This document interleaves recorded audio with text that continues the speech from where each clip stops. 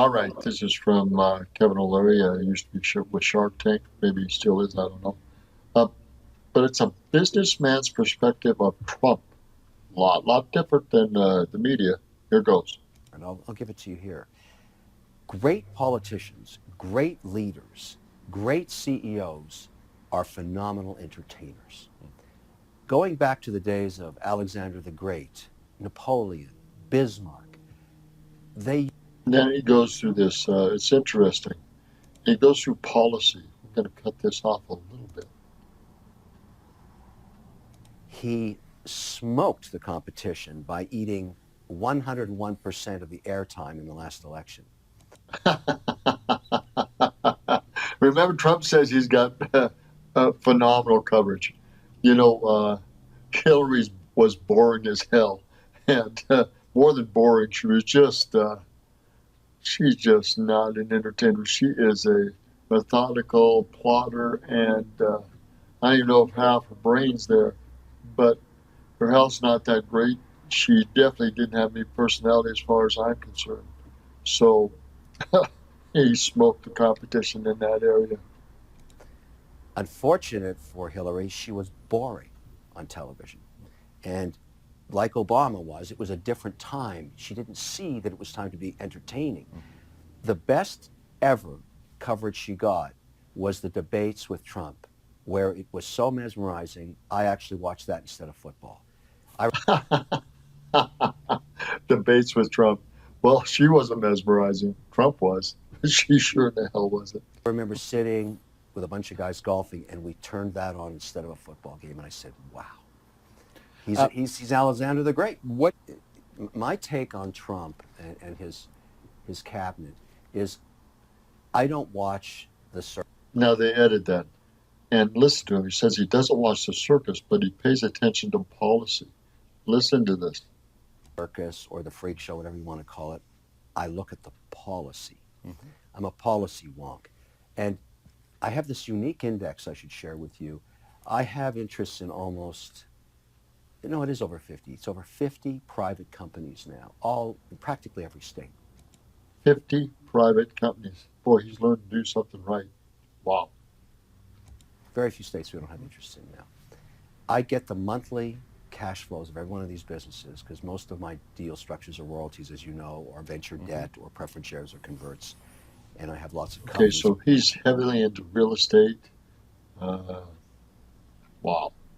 Around cash flow. I have never in my life seen an economy like this. This is even better than the 60s. It is fun. Phenomenal, he says. Better than the 60s. That's hard to believe.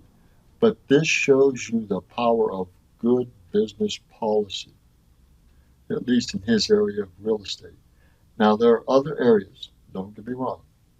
My wife's business is going out of business, her company that she works for, because of import and export regulation through tariffs. Tariffs are killing some small businesses in that area. So remember, this is just one sliver and one perspective. Phenomenal. And I think primarily because of deregulation, not tax reform. My company's in California. Deregulation. Now let's move on here. Kinds of absurd regulations have been on the books since the 50s.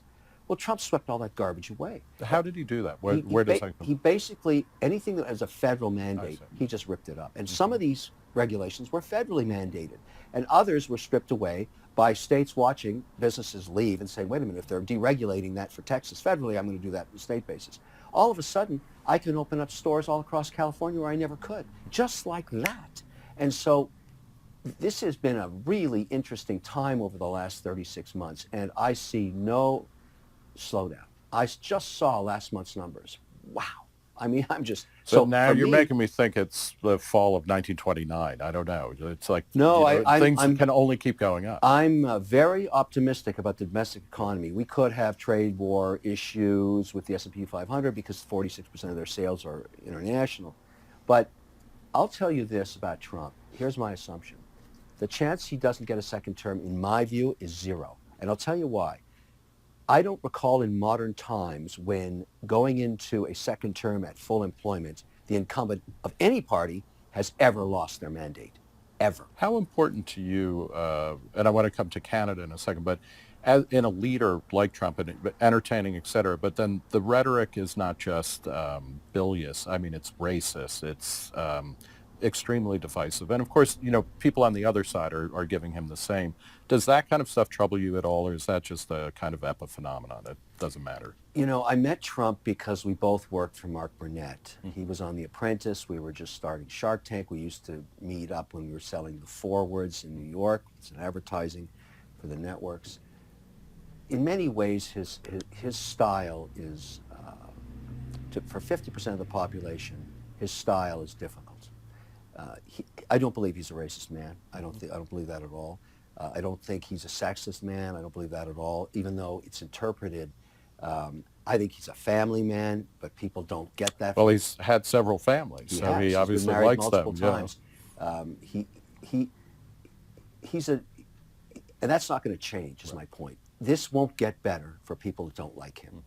I ignore all that stuff, and I get in my family the night that he got elected. We were all sitting around. It was the culmination of all that entertainment of the election cycle, and my daughter wept. And I said, Savannah, this is a really good thing that just happened. You just don't know it yet. She said, how can that man be elected? How can, it was a very divisive moment in my family. So we have in my own family people that our dining room discussions and, Sunday night dinners are about politics. I love politics. And I keep trying to sell them on the merits of his policy. And I realize it's never going to change their opinions. Right. So this is a key issue too. If you're not coming through the mindset of this businessman and where he's coming from, you won't get it. You can't get it.